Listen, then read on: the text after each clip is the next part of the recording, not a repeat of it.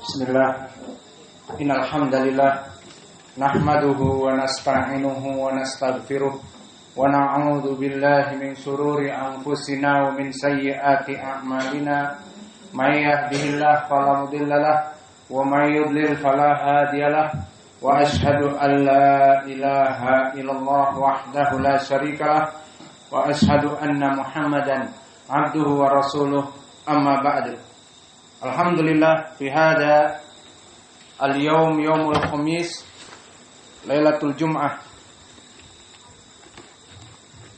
17 Februari 2022 bertepatan dengan 16 dari bulan Rajab 1442 Hijriah. Maka kita terus melanjutkan kajian di Fakultas Ilmu Fiqh dalam pembahasan kitab Umdatul Ahkam, yang mana pada kesempatan pembahasan sekarang ini kita masuk kepada Ahkam Al-Jum'ah. Sebelum kita masuk kepada pembahasan yang berhubungan dengan Salatil Jum'ah, dipersilahkan kepada ikhwanuna untuk mentasmi al-matan. Barakallahu fikum.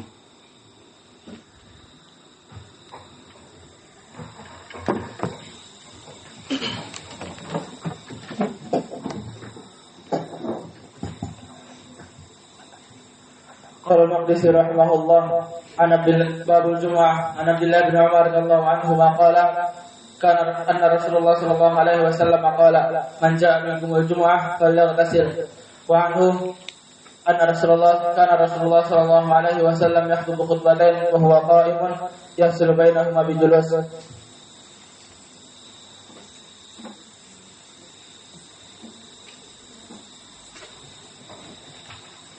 Qala al-Maqdisi rahimahullah babul Jum'ah Abdullah bin Umar anna Rasulullah sallallahu alaihi wasallam qala man jaa'a minkum al-jum'ata falyaghtasil. Abdullah bin Umar qala kana Rasulullah sallallahu alaihi wasallam yakhutubu khutbataini wa huwa qa'imun yafsilu bainahuma bijulusin.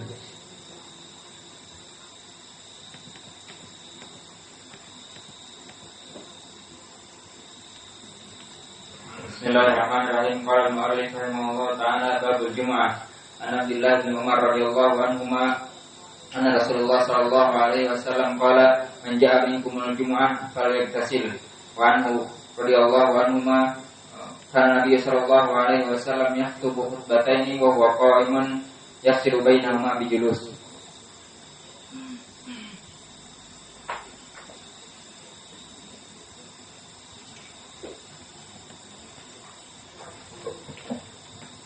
Bismillahirrahmanirrahim. Allah Ta'ala an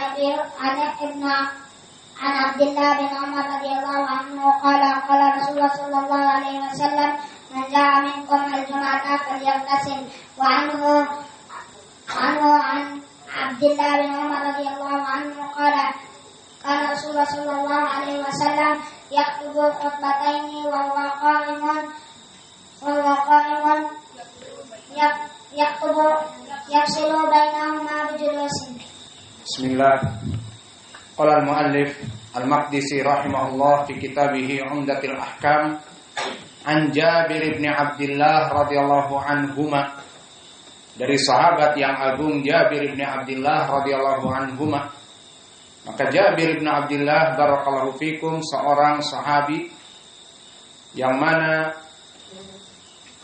dia termasuk dari perawi hadis yang banyak. Dan Jabir bin Abdullah barakallahu fikum, dia dinisbatkan dengan bapaknya juga seorang sahabi. Adapun bapaknya maka meninggal di perang Uhud, dan Jabir bin Abdullah pada saat itu tidak boleh ikut berperang oleh bapaknya. Maka di perang Badar bapaknya ikut berperang, Abdullah Al-Ansari dari Ansar, dari Madinah. Kemudian Jabir disuruh menjaga rumah. Kemudian di perang Uhud meninggallah Abdullah Al-Ansari. Maka Jabir setelah perang Uhud menjadi seorang yatim dan mempunyai tanggung jawab yang besar atas adik-adiknya yang diriwayat disebutkan 7 ataupun 9 putri dari Abdillah. Maka dia sebagai anak laki-laki terbesar yang mana beban tanggung jawab berada di tangannya. Dari keunikan dan kelebihan dan keutamaan Jabir bin Abdillah, maka beliau padahal masih bujang ridho untuk menikah dengan janda dengan alasan ini.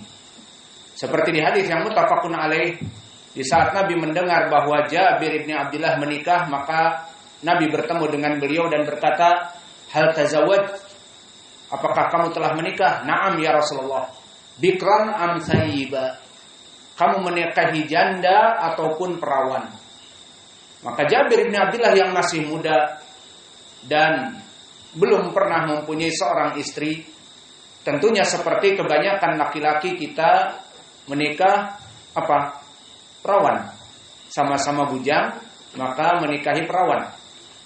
Namun Jabir bin Abdillah di saat ditanya oleh Nabi, maka dia mengatakan, "Sayyib ya Rasulullah, aku menikahi janda wahai Rasulullah." Maka disebutkan di sini dari penyebabnya, "Hala jariyatun tulaibuka wa tulaibuha." Kenapa kamu tidak menikahi perawan yang mana dia akan bermanja-manja dengan kamu dan kamu akan bermanja-manja dengannya? Kenapa? Karena perempuan yang perawan kelebihannya apa, Hudzaifah?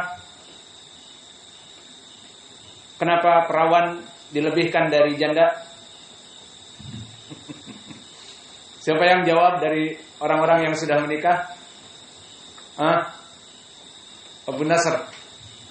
Karena perawan the first love, cinta pertama, the first falling in love. Pertama dia jatuh cinta kepada suaminya yang pertama, maka dia akan bermanja-manja dan sebagainya. Namun janda bisa jadi dia jatuh cinta kepada suaminya yang dulu, yang meninggal dan sebagainya. Maka ini kenapa keutamaan menikah dengan perempuan yang bikr, karena dia akan cinta full 100% kepada suaminya. Maka di sini Jabir bin Abdillah tidak seperti pemuda-pemuda yang lainnya. Maka dikatakan, "Aku menikahi janda ya Rasulullah." Kenapa? Dikatakan, fa inna Abdullah qad taraka sab'ah fi riwayat tis'ah minal banat. Maka ayahku Abdullah di saat perang Uhud meninggalkan 7, di riwayat 9 putri-putri kecil, adik-adikku. Maka aku menikahi janda agar janda itu membantuku, seperti memandikan adik-adiknya, kemudian membuatkan makanan untuk adik-adiknya.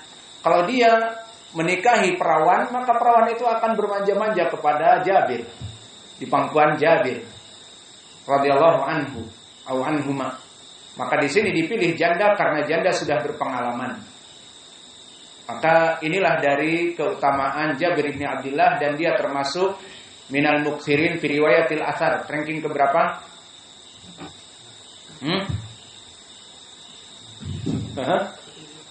Ranking ke-7. Maka di sini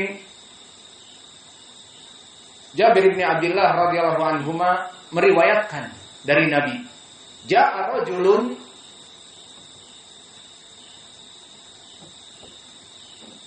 wa Nabi sallallahu alaihi wa ala alihi wasallam yaktubun nas yaumal jumu'ah.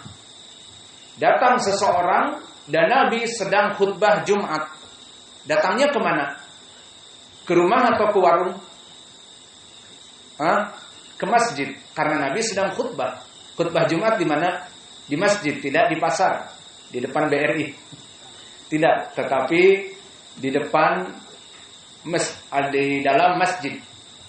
Maka dia datang dan masuk, dan Nabi dalam keadaan sedang khutbah. Faqala, maka Nabi berkata, "As-salaita ya fulan?" Apakah kamu telah salat wahai fulan? Karena orang ini zahirnya Nabi sedang berkhutbah, dia masuk ke masjid dan langsung duduk. Maka tadi disunahkan juga bagi yang baru datang dan ini sudah lewat untuk kedepannya, jika masuk ke masjid salat 2 rakaat. Maka di sini pendalilannya juga dari yang saya sebutkan tadi, salat 2 rakaat. As-salaita ya fulan, apakah kamu sudah salat 2 rakaat wahai fulan? Qala la, tidak wahai Rasulullah. Qala qum farka rak'atain. Maka bangunlah dan salat 2 rakaat. Di dalam hadis ini barakallahu fikum banyak sekali faidah yang bisa kita ambil. Pertama, ja'a rajulun, datang seseorang. Siapa rajulun di sini? Maka faidah dari ilmu hadis, di saat kita menjamak turuk, di saat kita melihat jalan-jalan yang lain, hadis ini muttafaqun alaih, dilihat riwayat Al-Bukhari, dilihat riwayat Muslim, dilihat riwayat Ashabus Sunan, maka akan diketahui di beberapa riwayat diketahui siapa rajul ini. Dan rajul ini di beberapa riwayat disebutkan dia adalah Sulaim Al-Ghatafani. Maka datang Sulaim Al-Ghatafani, sehingga di Umdatul Ahkam dalam keadaan mubham. Makna mubham adalah rajulun, tidak diketahui siapa laki-laki ini. Namun di riwayat yang lain disebutkan dia itu Sulaim Al-Ghatafani. Dan masuk kepada masjid, tentunya masjid Madinah, bukan masjid Makkah. Dan bukan masjid Kuba, dan lebih bukan lagi masjid Muqbil Al-Wadi'i. Belum jadi juga. Maka di sini Nabi dalam keadaan khutbah. Kemudian sahabi Sulaim Al-Ghatafani ini masuk masjid dan langsung duduk. Di sini menjadi pendalilan tentang permasalahan disyariatkannya salat 2 rakaat yang hadir untuk salat Jumat dan imam sedang khutbah. Maka jika kalian tertinggal misalnya sebagian dari khutbah tidak ikut pertama, kalian baru masuk, maka salatlah 2 rakaat. Mana pendalilannya hadis ini? Maka telah terjadi ikhtilaf di kalangan para ulama. Berpendapat jumhur ulama, di antaranya madhab Imam Asy-Syafi'i dan juga madhab Imam Ahmad dan yang lainnya, dan madhab Syekh kami juga Muqbil Al-Wadi'i, bahwa jika seseorang masuk ke masjid dan imam dalam keadaan khutbah, maka dahulukanlah sholat 2 rakaat sebelum duduk. Adapun pendapat ini pendalilannya hadis yang ada di depan kita dari Jabir bin Abdullah. Wadih pendalilannya. Adapun sebagian ulama seperti pendapat Abu Hanifah dan sebagian pengikut Imam Malik, mereka mengatakan tidak apa-apa untuk duduk. Maka mana yang rajih?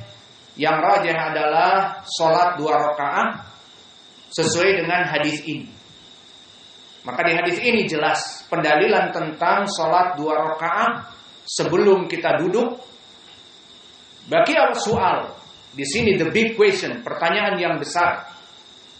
Apakah pada salat Jumat saja ataupun selain salat Jumat, salat yang lainnya? Misalnya kita sekarang dalam keadaan pelajaran, setelah salat maghrib kemudian datang, maka masuk masjid langsung duduk. Jawabnya tidak pada salat Jumat saja. Tetapi yang zahir, selama dia masuk kepada masjid, maka wajib baginya untuk salat 2 rakaat. Dan ini pendapat Daud Az-Zahiri yang dipopulerkan oleh Ibnu Hazm. Dan ini madhab Syekh kami Muqbil juga, bahwa seseorang masuk ke masjid harus salat 2 rakaat. Baru kita bicara. Maka sebelum duduk, orang yang masuk masjid salat 2 rakaat. Pendalilan untuk Jum'ah hadis Jabir. di mana Sulaik Al-Ghatafani langsung duduk, ditanya oleh Nabi, sudah sholat 2 rakaat? Belum. Fasholli rakaatain. Maka bangun sholat 2 rakaat. Ini dalam permasalahan khutbah. Dan dalam keadaan selain dari khutbah, dalam keadaan kapanpun, anytime, anywhere, dia masuk kepada masjid, maka sholat 2 rakaat. Hadis Abi Qatadah yang muttafaqun alaih.